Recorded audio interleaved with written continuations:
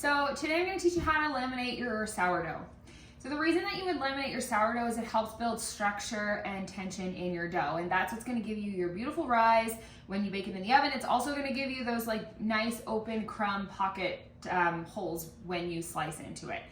And so I don't laminate my bread all the time, but the reason that I would often do it is because if I had a leaven that I accidentally let go too far and maybe it's not quite as active as it was, this is a really great way to quickly and effectively build a lot of structure in your dough. It helps develop your gluten really quickly, and it helps kind of get you back on track so that your dough is not just spreading out and super sticky in your bowl. So there's lots of different ways that you can build structure in your dough. This is just one that I really like a lot, and it's one that I get a lot of questions about, and so I'm going to show you exactly how I do it.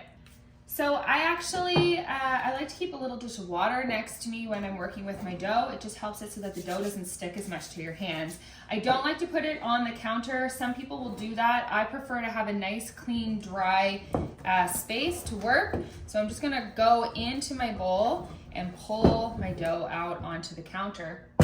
So this has already been worked, and I've done some coil folding and some bulk fermentation. So now I'm ready to start to laminate. And so basically what we're trying to do is you're trying to gently stretch the dough without tearing it. So if you're starting to see it gets a little thin in spots, then move on to the next spot. And basically what this is doing is building elasticity in your dough. If you can't do this and your dough is like breaking and pulling apart and making big holes, then you don't have enough development of the gluten in your dough. So you should be able to really stretch it. We don't have a window behind, but if we did, we should be able to see the light come through there, and should be able to spread all the edges. It's hard to see all of it in the video, and sometimes you'll fall off the edge of the counter. That's fine. Okay, so we're just gonna stretch it as much as we can, and we don't have any holes in this. It's beautiful. So now what we're going to do is we're going to take it and we're gonna fold it back up, and that's really where you're gonna get your structure built. So we've built some elasticity in the dough, and now we're gonna start to fold it back in. Oops, I popped a little hole in it there. Okay, so we're gonna fold it over itself, and this is gonna create layers in the dough, and that's what's going to start to build its like structure. So we're gonna pull that over, and now we're going to do what's called a slap and fold. So we're gonna take the dough,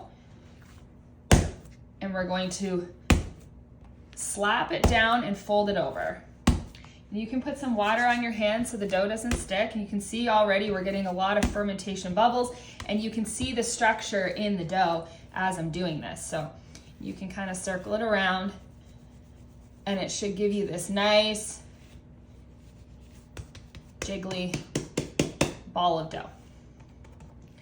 Okay, so I'm not gonna break that yet. If this was the end of my process, I would break that bubble, but I'm not gonna do that yet because I don't want the inside to pop to the outside. So I'm just gonna take that, I'm gonna put it back into my bowl, and I'm gonna continue on with my regular bulk fermentation of the dough.